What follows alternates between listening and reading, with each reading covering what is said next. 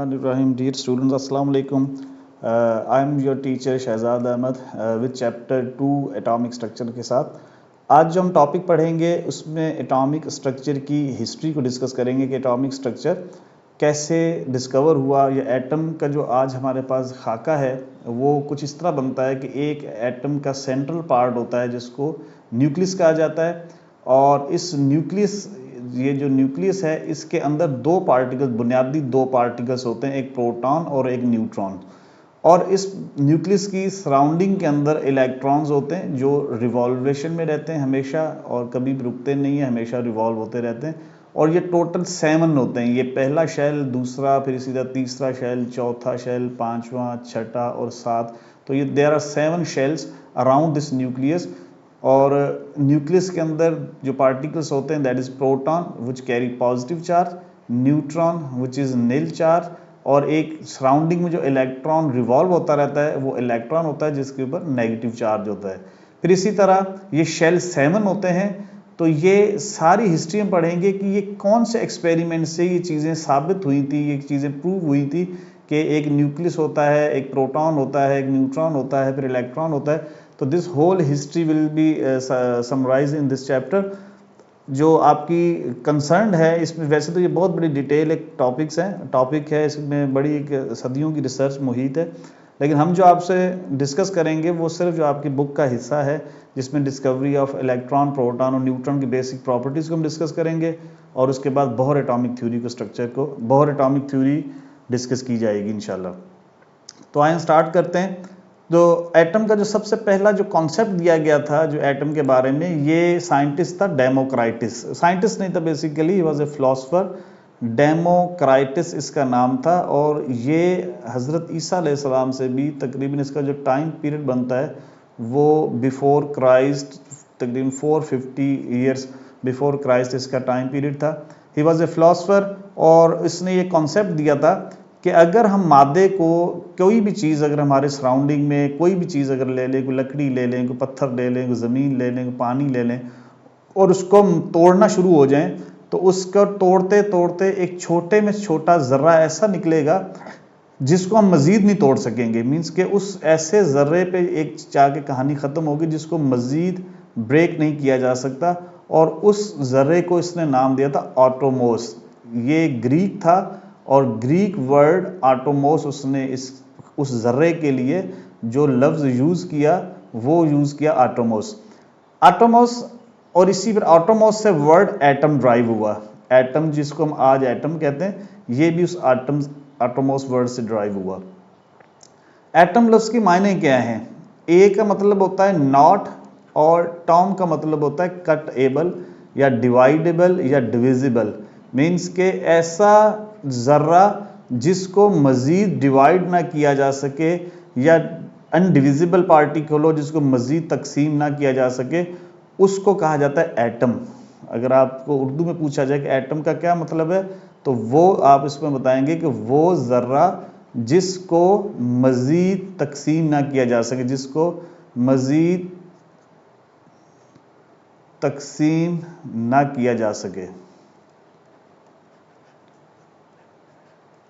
तो उस छोटे ज़र्रे को क्या कहा जाएगा? एटम कहा जाता है। अब इस एटम के बारे में जो हमने जैसे मैंने अभी ये बेसिक, उसके बाद फिर ये तो 450 कबले मसीह की बात है। उसके बाद 19वीं सेंचुरी में जब इसके ऊपर बाकायदा रिसर्च स्टार्ट हुई, तो सबसे पहले एक एक्सपेरिमेंट किया गया जिसको, बड़ा मशहूर एक्सपेरिमेंट है, जिसको कहा जाता है क्रूक्स ट्यूब एक्सपेरिमेंट। एक क्रूक्स साइंटिस्ट था, जब क्रूक्स ट्यूब एक्सपेरिमेंट इसका नाम था। इस तजर्बा जो एक्सपेरिमेंट किया गया that was known as Crookes tube experiment.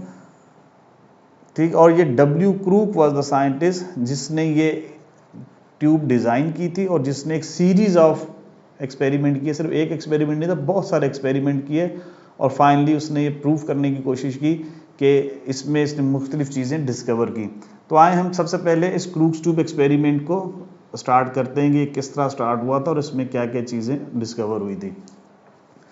Crooks जो साइंटिस्ट था, इसने एक ट्यूब डिज़ाइन की थी एक ग्लास की ट्यूब थी, शीशे की बनी हुई एक ट्यूब थी, जिसके अंदर इसने 2 इलेक्ट्रोड्स लगाए लाइक दिस। ये ट्यूब की जो शेप थी वो ऑलमोस्ट लाइक इस तरह की थी, और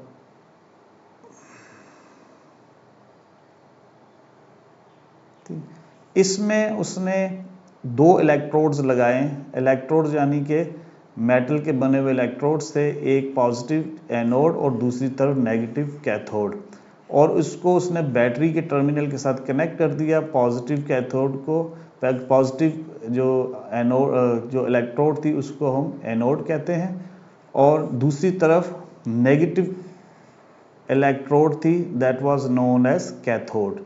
तो ये एक तरफ एनोड लग गई और दूसरी तरफ कैथोड लग गई, और इसने इस गैस इसके अंदर, इस ट्यूब के अंदर ऑलरेडी गैस पार्टिकल्स मौजूद हैं। ये आपको पता होना चाहिए कि इसके अंदर बहुत सारा गैस मौजूद होगा, और इसका जो प्रेशर है, जो नॉर्मल प्रेशर होता है at the sea level, that was 760 torr. तो 760 टॉर इसके अंदर प्रेशर था, और इस 760 टॉर प्रेशर के अंदर इलेक्ट्रिसिटी कंडक्ट नहीं हो सकती। यू नो कि gases are the bad conductor of electricity. Then he introduce a vacuum pump. एक इसने वैक्यूम पंप इस ट्यूब के अंदर लगाया, मीन्स कि इसका रीडिज़ाइन किया, और एक वैक्यूम पंप लगा के इसने ये जो प्रेशर जो गैस था, इस सारे गैस को यहाँ से आउट किया, मीन्स कि इसका प्रेशर इसने डिक्रीज किया, और मोस्ट ऑफ द गैस इस वैक्यूम के थ्रू इसने आउट कर दिया। एंड फाइनली जो इसने जो चीज़ बची वो ये थी कि बहुत कम अमाउंट में इसके अंदर गैस मौजूद हुआ, और इसका जो प्रेशर था वो 760 टॉर से ड्रॉप होके दैट वाज ऑलमोस्ट वो जो प्रेशर था वो 0.01 टॉर के ऊपर आ गया। मीन्स कि सारा प्रेशर इसमें से गैस में से निकल दिया, चंद एक पार्टिकल्स गैस के मौजूद हुए। और जब इसने हाई वोल्टेज अप्लाई किया, मीन्स बहुत ज़्यादा वोल्टेज इस ट्यूब के ऊपर अप्लाई किया गया, तो ही नोटिस्ड के कुछ रेडिएशंस हैं जो ग्लो पैदा हो जाता है। जब जैसे बटन ऑन करता है सर्किट कंप्लीट होता है, और जब तो ये यहाँ पर पूरी ट्यूब ग्रीन कलर से ग्लो होने लग जाती है, ये इसमें ग्लो पैदा हो जाता है। ठीक है, जब ऑफ करता है तो डिसअपियर हो जाता है, ऑन करता है तो ग्लो पैदा हो जाता है। इसने इस ट्यूब को, अब उसको ये समझ में नहीं आई कि ये कैथोड से रेडिएशन ये जो निकल रही है, जो रेज निकल रही है, ये जो ग्लो पैदा हो रहा है, ये कहाँ से इमर्ज हो रहा है, कैथोड से या एनोड से। तो ही रीडिज़ाइन दिस ट्यूब, और इसने इस ट्यूब को दोबारा रीडिज़ाइन किया, और इस तरह रीडिज़ाइन किया कि इसने ये जो एनोड थी इसकी शेप चेंज करके, इसकी जो साइड थी सिम थी वो चेंज करके इसको दूसरी समझ में यहाँ पर लगा दिया, ताकि अगर रेडिएशंस यहाँ से निकल रही हैं तो इसका ग्लो अब जो पैदा होगा वो इस डायरेक्शन में पैदा होगा, और अगर रेडिएशंस यहाँ से आ रही हैं तो इस डायरेक्शन में पैदा होगा, परपेंडिकुलर। एंड ही नोटिस, जब दोबारा उसने ऑन किया तो ही नोटिस कि रेडिएशंस इस तरफ से पैदा आ रही थी, निकल रही थी। तो इससे उसने ये चीज़ प्रूव की कि ये जो रेडिएशंस हैं, ये रेडिएशंस कहाँ से निकल रही हैं, कैथोड से निकल रही हैं। तो पहली चीज़ जो इसने प्रूव की कि रेडिएशंस इमर्ज फ्रॉम, ये रेज जो थी, रेडिएशंस या रेज जो थी, rays emerge from cathode, emerge from cathode, और उस वक्त इनका नाम दिया गया कैथोड रेज। इन रेडिएशंस को सिंपल नाम दे दिया गया कैथोड रेज, कैथोड रेज। ठीक है, यहाँ तक आपको बात समझ में आ गई कि रेडिएशंस कहाँ से निकल रही है, कैथोड से निकल रही हैं।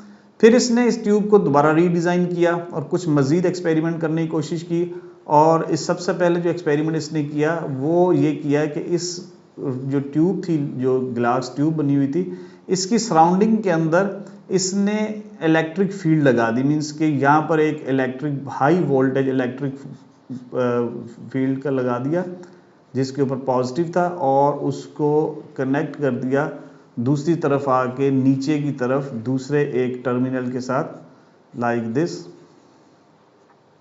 मीन्स कि एक इलेक्ट्रिक फील्ड इस ट्यूब की सराउंडिंग में उसने जनरेट कर दी। ये नेगेटिव एंड था और ये पॉजिटिव एंड था। मीन्स के अब उसने जैसे बटन ऑन किया तो ही नोटिस दैट कि जितनी भी रेडिएशंस यहाँ से कैथोड से निकल रही थी, they all radiations were deflected towards the positive terminal, means कि जो पॉजिटिव पोर्शन था, जो इलेक्ट्रिक फील्ड उसने जनरेट की थी, उस इलेक्ट्रिक फील्ड के पॉजिटिव टर्मिनल की तरफ, पॉजिटिव सिंथ की तरफ ये सारी रेडिएशंस मुड़ गई। अब आपको पता होगा कि अगर ये पॉजिटिव की तरफ मुड़ रही हैं तो इट मीन्स कि इन रेडिएशंस पे कौन सा चार्ज है, नेगेटिव, क्योंकि पॉजिटिव नेगेटिव और नेगेटिव पॉजिटिव एक दूसरे को अट्रैक्ट करते हैं। तो इससे इसने प्रूफ क्या किया, दूसरा पॉइंट ये किया कि कैथोड रेज जो हैं they carries negative charge, cathode rays carry negative charge. ये इस एक्सपेरिमेंट से ये चीज प्रूव हुई कि रेडिएशन डिफ्लेक्ट हो रही है टुवर्ड्स द पॉजिटिव टर्मिनल, जो इलेक्ट्रिक फील्ड लगाएगी, तो इस वजह से ये इनके ऊपर पॉजिटिव चार्ज है, सॉरी नेगेटिव चार्ज है।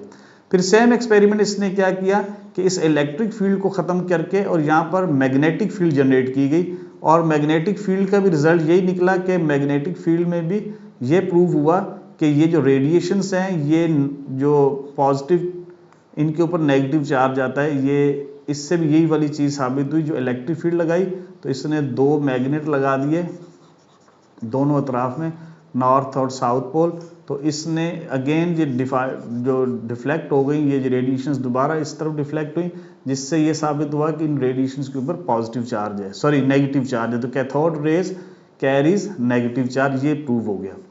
फिर एक और एक्सपेरिमेंट किया गया, वो एक्सपेरिमेंट ये था कि इसने दोबारा इस ट्यूब को रीडिज़ाइन किया, मीन्स के इसको ये जो फील्ड लगी हुई थी इलेक्ट्रिक और मैग्नेटिक फील्ड, इनको ख़त्म किया गया और एक नया एक्सपेरिमेंट किया गया। और नया एक्सपेरिमेंट ये था कि इसने एक, मैं इसको दोबारा नए सिरे से बना लूँ, एक लोहे का पीस लिया या कोई भी ओपेक पीस लिया, कोई भी ऐसा मेटल का एक पीस लिया, और उस मेटल के पीस को उसने यहाँ पर सेंटर में लगा दिया, मीन्स के या आप ये समझ लें कि एक सेंटर के अंदर लाइक दिस एक पीस लग गया, और इससे ये प्रूफ ये करने की कोशिश की गई कि ये जो रेडिएशंस निकल रही हैं, जो कैथोड से रेडिएशंस आती हैं, क्या वो स्ट्रेट लाइन हरकत करती हैं या जिगजैग मूवमेंट करती हैं, हॉरिजेंटल करती हैं या वर्टिकल करती हैं, क्या इनकी मूवमेंट का किस तरह की मूवमेंट इनमें होती है।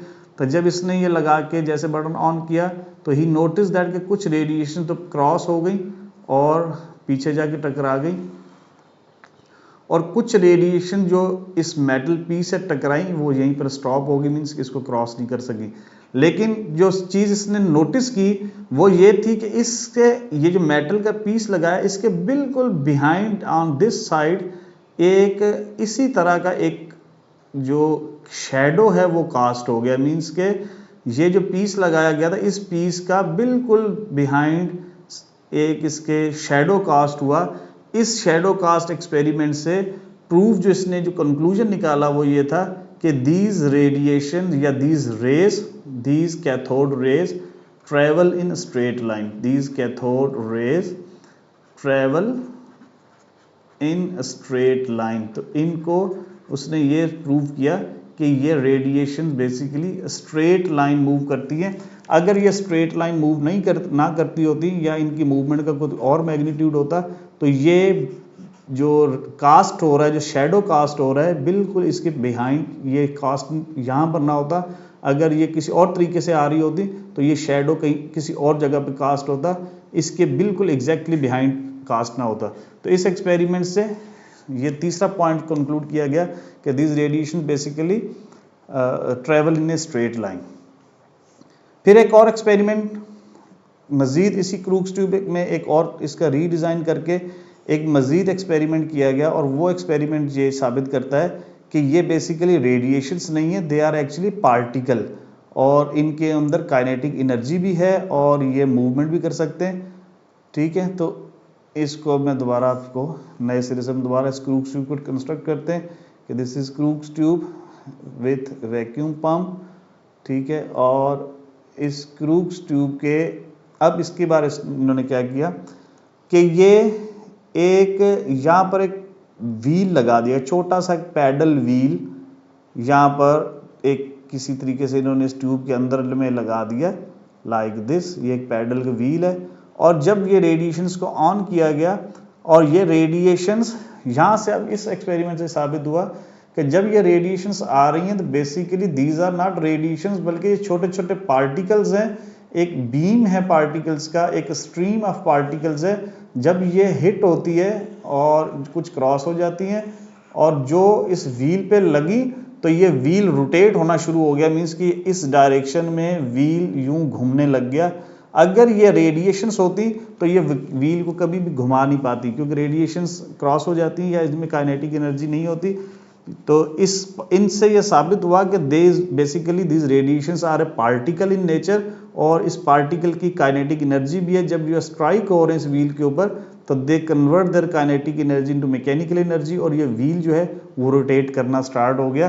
तो इस एक्सपेरिमेंट से जो चीज़ प्रूव की वो ये प्रूव की इन्होंने कि these radiations are basically particle, these rays are actually particle in nature, are particle in nature and possess kinetic energy, और इनके अंदर ऐसा पार्टिकल है कि इनके अंदर काइनेटिक एनर्जी भी है। ठीक है, अब ये जब एक्सपेरिमेंट हो गए और लेटर ऑन इस पार्टिकल का बाद में जो नाम दे दिया गया कि इस पार्टिकल को later on named as electron, बाद में इस पार्टिकल को जब ये प्रूफ हो गया तो इसका नाम दे दिया गया इलेक्ट्रॉन, कि ये बेसिकली रेडिएशंस नहीं थी, ये कैथोड रेज नहीं थी, बल्कि दे आर पार्टिकल, और पार्टिकल होने की वजह से इनको इलेक्ट्रॉन का नाम दे दिया गया। उम्मीद करता हूँ आपको ये टॉपिक समझ में आ गया होगा। अभी हम इससे अगला टॉपिक जो है डिस्कवरी ऑफ प्रोटॉन की तरफ चलते हैं कि प्रोटॉन कैसे डिस्कवर हुआ। जी दोस्तों, तो डिस्कवरी ऑफ प्रोटॉन के बारे में जब ये कॉन्सेप्ट मिल गया हमें क्रूक्स ट्यूब एक्सपेरिमेंट से कि एटम के अंदर या किसी भी मैटर के अंदर एक नेगेटिव पार्टिकल मौजूद है, जो कि पार्टिकल है जिसकी काइनेटिक एनर्जी है, जो कि डिफ्लेक्ट होता है पॉजिटिव पोल की तरफ जब इलेक्ट्रिक फील्ड लगाई जाती है, जिसके ऊपर चार्ज पॉजिटिव है नेगेटिव है, उसको इलेक्ट्रॉन कहा जाता है। तो इसी तरह फिर साइंटिस्ट के दरमियान एक बहस छिड़ गई कि जब ओवरऑल एटम जो है वो दैट इज न्यूट्रल, अगर इसके अंदर नेगेटिव पार्टिकल हमने डिस्कवर कर लिया है तो there should be a positive particle, तो यहाँ पर एक पॉजिटिव पार्टिकल भी ज़रूर मौजूद होगा। उस पॉजिटिव पार्टिकल को डिस्कवर करने के लिए उसी क्रूक्स ट्यूब को दोबारा रीडिज़ाइन किया गया, और इस मरतबा क्रूक्स ट्यूब ने क्या किया कि इसकी ये जो कैथोड थी, इस कैथोड को यहाँ पर प्लेस किया गया तकरीबन सेंटर में, और इस प्लेट के अंदर ये जो कैथोड की प्लेट थी बनाएगी, इसके अंदर सुराख कर दिए गए लाइक दिस, मीन्स ये पूरी प्लेट लगाएगी जिसमें होल्स कर दिए गए, और इसको कनेक्ट कर दिया गया with the terminal like this, के इसको बैटरी के साथ कनेक्ट किया गया, और दूसरी तरफ इसके एनोड लगा देगी, पॉजिटिव एनोड, दूसरी टर्मिनल साइड के ऊपर इसके अपोजिट बिल्कुल एनोड लग गई, मीन्स कि दिस इज पॉजिटिव एनोड और दिस इज नेगेटिव कैथोड। इसका डिज़ाइन को चेंज कर दिया गया।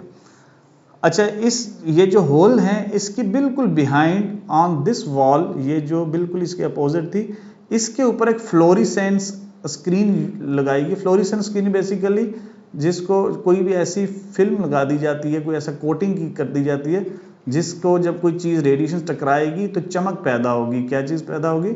चमक पैदा होने को फ्लोरिसेंस स्क्रीन कहा जाता है। तो यहाँ पर इस हिस्से में एक फ्लोरिसेंस स्क्रीन लगी कि जब भी कोई इसके ऊपर पार्टिकल टकराएगा तो यहाँ पर एक चमक पैदा होगी। उसको ये वाला हिस्सा आप समझ लें कि ये एक यहाँ पर कोटिंग कर दी गई किसी मटेरियल की कि अगर इस पे कोई भी पार्टिकल टकराएगा तो इट विल ग्लो, तो ये ग्लो करने लग जाएगा, जिससे हमें पता चलेगा कि पार्टिकल टकरा रहा है या नहीं टकरा रहा।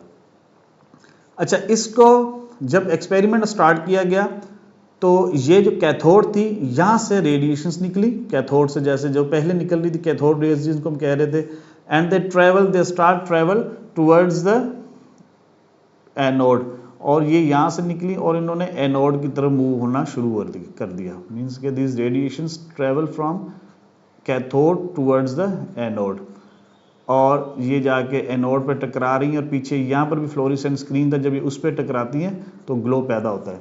लेकिन कुछ देर बाद इन्होंने ये चीज़ नोटिस की कि इस जगह पे भी ग्लो पैदा हो रहा है, मीन्स के ग्लो इन जगहों पे भी, जो फ्लोरोसेंट स्क्रीन पे भी ग्लो पैदा हो रहा है। इससे प्रूव ये हुआ कि ये रेडिएशंस अगर ये यहाँ से इस तरफ ट्रेवल कर रही हैं तो कोई रेडिएशन ऐसी भी हैं, कुछ रेडिएशन जो इस तरफ से निकल के इस तरफ मूव कर रही हैं। उन रेडिएशंस को लाइक दिस कि ये रेडिएशंस कुछ ज़रूर ऐसी भी हैं पार्टिकल्स जो इन होल्स में से, इन ये जो छोटे टनल्स बने हुए थे, कैनाल्स बने हुए थे, इनमें से क्रॉस होती हैं और जाके इन जगहों पे स्ट्राइक हो जाती है। इन रेडिएशंस को स्टार्टिंग में दो नाम दिए गए, एक दिया गया एनोड रेज, क्योंकि ये एनोड से निकल रही थी, दीज इमर्ज फ्रॉम एनोड, ये का तस्वर किया गया, दिस इज कैथोड और वो एनोड, ठीक है। और दूसरा इसका नाम जो दिया गया एनोड रेज के साथ, क्योंकि ये क्रॉस हो रही थी, इस इन होल्स में से निकल के आ रही थी, इस वजह से इन होल्स को कैनल्स भी कहा जाता है या कैनाल्स भी कहा जाता है, तो इनको कैनल्स रेज या कैनाल रेज भी कहा गया। मीन इनिशियली इनके ऊपर इनका नाम जो दिया गया वो कैनल रेज या कैनाल रेज कहा गया। अच्छा, उसके बाद जब ये रेडिएशंस यहाँ से निकल के इस हिस्से में आ जाती है, मीन्स के इस हिस्से के अंदर आ गई, तो इस हिस्से में वो सारे प्रैक्टिकल परफॉर्म किए गए जो हमने पहले कैथोड रेज में पढ़े हैं, और इनमें वैसे ही इलेक्ट्रिक फील्ड लगाई गई और ये नोटिस किया गया कि ये जो कैनाल रेज हैं ये नेगेटिव टर्मिनल की तरफ डिफ्लेक्ट होती है। मीन्स के these rays, these canal rays या कैनल रेज जो है basically they carry positive charge, canal rays possess positive charge. जो कैथोड रेज थी वो पॉजिटिव की तरफ डिफ्लेक्ट हो रही थी, मीन्स के साबित कर रही थी उनके ऊपर नेगेटिव चार्ज है, और कैनाल रेज नेगेटिव तरफ डिफ्लेक्ट हो रही है और साबित करें कि इनके ऊपर पॉजिटिव चार्ज है। फिर इसी तरह इनके भी जब व्हील लगाया गया तो इसने व्हील को रोटेट करना शुरू कर दिया। ओपैक मटेरियल रखा गया तो उसको शैडो कास्ट हुआ। मीन्स के all the experiments were done which was done on the discovery of electron. तो ये सारे एक्सपेरिमेंट, इसके ऊपर भी जब एक्सपेरिमेंट किए गए तो सेम रिजल्ट्स निकले, सिवाय एक रिजल्ट के कि कैथोड के ऊपर नेगेटिव चार्ज था और इन एनोड्स के ऊपर चार्ज कौन सा आया, पॉजिटिव चार्ज है। ये एक डिफरेंस आया, और एक डिफरेंस आया इसमें मास का, जो मैस का डिफरेंस आया वो हम अगले चैप्टर में, अगले एक्सपेरिमेंट में पढ़ेंगे कि जो मिल्किन ऑयल ड्रॉप मेथड है कि चार्ज अपॉन मास रेशो कैसे डिस्कवर हुआ था, तो वो हम अगले उसमें एक्सपेरिमेंट में पढ़ेंगे। तो यहाँ से आपको समझ में आ गया कि इस कैनाल रेज या इस तरह इसी क्रूक्स ट्यूब का रीडिज़ाइन करके जो दूसरा पार्टिकल था जिसको एनोड रेज इनिशियली कहा गया या कैनल रेज कहा गया, और बाद में they later on they were named as proton, और बाद में इसको क्या नाम दे दिया गया, प्रोटॉन का नाम दे दिया गया। ठीक है, इसकी खासियत क्या थी कि पॉजिटिव चार्ज है और इनके ऊपर मास होता है, कोई ना कोई मास, मैसिव पार्टिकल है। इलेक्ट्रॉन का मास नहीं था। ये बाद में मिल्किन ऑयल ड्रॉप मेथड से ये चीज़ प्रूव हुई। तो अभी तक हमने दो डिस्कवरीज कर ली, एक इलेक्ट्रॉन डिस्कवर किया इसमें और दूसरा पार्टिकल प्रोटॉन को डिस्कवर किया। अभी एक और मजीद पार्टिकल है, दैट इज न्यूट्रॉन। कि न्यूट्रॉन कैसे डिस्कवर हुआ। इसमें न्यूट्रॉन को डिस्कवर करने के लिए हम एक और एक्सपेरिमेंट करते हैं, तो आए चलते हैं उसकी तरफ जी। तो अभी एक्सपेरिमेंट जो हम नेक्स्ट पढ़ेंगे दैट इज कैडविक एक्सपेरिमेंट, जो कि एक रेडियो एक्टिव एक्सपेरिमेंट था। इसमें रेडियो एक्टिव एक्सपेरिमेंट ने इसने साइंटिस्ट कैडविक ने 1932 में ये एक्सपेरिमेंट किया था, और 1935 का जो नोबेल प्राइज़ था फिजिक्स का वो कैडविक को मिला था इसी प्रैक्टिकल की वजह से, इस एक्सपेरिमेंट की वजह से। इसने एक पोलोनियम मेटल, एक रेडियो एक्टिव एलिमेंट होता है, इस पोलोनियम को लिया एंड ही नोटिस दैट कि इस पोलोनियम में से कुछ अल्फा पार्टिकल्स निकल रहे हैं। मीन्स के कौन से पार्टिकल्स, अल्फा पार्टिकल्स। अच्छा, अल्फा पार्टिकल को पहले समझते हैं कि अल्फा पार्टिकल्स बेसिकली क्या होता है। अल्फा पार्टिकल का ए से इस तरह हम इसको शो कर सकते हैं, जिसके अंदर इसका जो लिखा जाता है 4 इसके अंदर एटॉमिक मास होता है, 2 इसका एटॉमिक नंबर होता है। मीन्स के अगर इसको नोट किया जाए तो इसके अंदर जो प्रोटॉन्स होते हैं वो 2 होते हैं और इसके जो न्यूट्रॉन्स होते हैं वो भी 2 होते हैं। तो टोटल इसका एटॉमिक मास बन जाता है 4, और एटॉमिक नंबर का आपको पता है कि atomic number is equal to number of protons होता है, और atomic mass equal to sum of proton और न्यूट्रॉन होता है। तो सम करें दोनों का तो दैट इज़ 4, और अगर सिर्फ प्रोटॉन को देखें तो दैट इज़ 2। तो ये अल्फा पार्टिकल्स इसके इक्वल होता है। अच्छा, यही सेम चीज़ अगर हम देखें हीलियम के न्यूक्लियस में, हीलियम एटम का न्यूक्लियस अगर हीलियम का एटम देखें तो उसका भी एटॉमिक सेम आ जाता है कि एक न्यूक्लियस है, उस न्यूक्लियस के अंदर 2 प्रोटॉन्स हैं और 2 ही न्यूट्रॉन्स हैं। जैसे इसके अंदर है कि 2 प्रोटॉन और 2 न्यूट्रॉन, तो वेट इसका भी 4। लेकिन इसके हीलियम के एटम में 2 इलेक्ट्रॉन्स भी होते हैं लाइक दिस। अगर हम 2 मिनट के लिए कंसीडर करें कि ये दोनों इलेक्ट्रॉन यहाँ से आउट हो जाएं, ये दोनों इलेक्ट्रॉन्स यहाँ से निकाल दिए जाएं, ये ना हो, तो पीछे जो हीलियम का एटम बनेगा, जो उसकी शेप बनेगी वो इस तरह की बन जाएगी, जिसको, ठीक है, ये इसकी शेप बन जाएगी जिसके अंदर न्यूक्लियस होगा और उस न्यूक्लियस के अंदर 2 प्रोटॉन्स और 2 न्यूट्रॉन्स होंगे। तो जो हीलियम का न्यूक्लियस होता है बेसिकली ये इक्वल होता है अल्फा पार्टिकल। इसके मास और एटॉमिक नंबर देखें तो 2 प्रोटॉन 2 न्यूट्रॉन, अल्फा में भी 2 proton 2 neutron, atomic mass 4, atomic mass इसका भी 4, एटॉमिक नंबर इसका भी 2, एटॉमिक नंबर इसका भी 2। तो अल्फा पार्टिकल्स को बेसिकली हीलियम न्यूक्लियर के बराबर भी कहा जाता है, या सिंपली इसको अल्फा पार्टिकल को हीलियम न्यूक्लियाई कहा जाता है। हीलियम एटम नहीं, हीलियम न्यूक्लियाई। एटम इसलिए नहीं कि एटम के अंदर इलेक्ट्रॉन्स होते हैं, जब इलेक्ट्रॉन निकाल दिए जाए हीलियम के तो पीछे जो बच जाएगा वो हीलियम न्यूक्लिया बनेगा। तो यहाँ से अब इसको अब रिसर्च को स्टार्ट करते हैं, इसको एक्सपेरिमेंट को, कि यहाँ से हीलियम के न्यूक्लिया यहाँ से आउट हुए, हीलियम न्यूक्लिया या जिसको पार्टिकल्स कहा जाता है, एक यहाँ से वो आते हैं और इस तरफ मूव करते हैं, और यहाँ पर रास्ते में एक उसने एक मेटल प्लेट रख दी, ये बेरिलियम था। This was beryllium atom. इस एटम का नाम क्या है? Beryllium, Be। बेरिलियम का एटॉमिक मास है 9 और इसका एटॉमिक नंबर होता है 4, 9 और 4, ये यहाँ पर है। जैसे ही हीलियम न्यूक्लिया है, इन न्यूक्लियस के अंदर क्या है? प्रोटॉन्स 2 हैं, यानी कि पॉजिटिव चार्ज 2 हैं, और 2 ही इनके अंदर न्यूट्रॉन्स हैं, और न्यूट्रॉन्स का कोई चार्ज नहीं होता, इलेक्ट्रॉन इसमें है नहीं। तो ये 2 पॉजिटिव चार्ज प्रोटॉन और 2 नील चार्ज न्यूट्रॉन, ये टोटल 4 पार्टिकल्स जब इस बेरिलियम मेटल में से क्रॉस होते हैं तो ये नोटिस हुआ कि इस बेरिलियम एटम को कन्वर्ट कर देते। बेरिलियम का एटम जो है वो बेरिलियम नहीं रहता बल्कि इट कन्वर्टेड इनटू कार्बन। ये बेसिकली बेरिलियम से चेंज होके क्या चीज बन जाती है? It converted into carbon atom. तो ये कार्बन की शक्ल अख्तियार कर लेता है और एक पार्टिकल इसमें से मजीद आउट हो जाता है। ये अब लेट्स सपोज कि beryllium is now converted into carbon. Carbon का एटॉमिक नंबर क्या है? 6 और एटॉमिक मास 12, मींस बेरिलियम 4 और 9 जो था वो अब 6 और 12 कार्बन बन गया। और एक पार्टिकल मजीद यहां से निकलता है जो सीधा स्ट्राइक करता है, जो सीधा क्रॉस कर जाता है, ये वाला पार्टिकल। इसका जब चार्ज देखा गया, इसको चार्ज मीटर आगे लगा के जब उसके साथ डिटेक्ट किया गया तो दे फाउंड कि इसके ऊपर कोई चार्ज नहीं है, 0 चार्ज था, नील चार्ज था, लेकिन मास इसका जो था that was equal to mass of proton. इस पार्टिकल को, जो कि नील चार्ज वाला पार्टिकल था, न्यूट्रल पार्टिकल था, इसको न्यूट्रल होने की वजह से बाद में later on they were named as neutron. इसको बाद में न्यूट्रॉन नाम दे दिया गया बाय द कैडविक। ठीक है, इस इक्वेशन को थोड़ा समझते हैं कि लेट्स सपोज कि ये बेरिलियम का एटम जिसमें 9 उसका एटॉमिक मास और एटॉमिक नंबर इज 4। अब एटॉमिक मास 9 कैसे बनता है कि 4 इसमें प्रोटॉन है और 5 इसमें न्यूट्रॉन है, तो टोटल 9 इसका एटॉमिक मास बन गया। एटॉमिक नंबर इसका 4 कैसा है? क्योंकि number of proton equal to atomic number, तो दैट इज 4। अब इसके ऊपर हीलियम न्यूक्लियस, ये हीलियम के न्यूक्लियस जब इसके ऊपर बम्बार्डमेंट होती है और इसके ऊपर स्ट्राइक होते हैं तो इसके 4 प्रोटॉन्स, ये जो 4 एटॉमिक मास था इसमें से 3 एटॉमिक मास इसमें ऐड हो जाता है। जब 3 ऐड हो गया तो इसका जो नया एटॉमिक मास बन गया दैट इज 12, मींस के इस 9 में ये 4 ऐड हो गया, 3 ऐड हुए, 4 में से 3 ऐड हुआ तो ये 12 बन गया। इसी तरह इसके 4 में एटॉमिक नंबर दोनों ऐड हो गए तो ये 6 हो गया। अच्छा, एटॉमिक नंबर किस पे डिपेंड करता है? प्रोटॉन पे। तो समझ में ये आया कि हीलियम के अंदर, हीलियम का जो न्यूक्लियस था इसमें 2 प्रोटॉन थे और 2 न्यूट्रॉन थे, तो दोनों प्रोटॉन इसमें कन्वर्ट हो गए, मीन 2 और 2 4 ये 6 बन गया। न्यूट्रॉन जो थे, जो जिनका मास था वो 2 नहीं बल्कि 1 इसमें कन्वर्ट, 2 प्रोटॉन और 1 न्यूट्रॉन इसमें कन्वर्ट हो गए।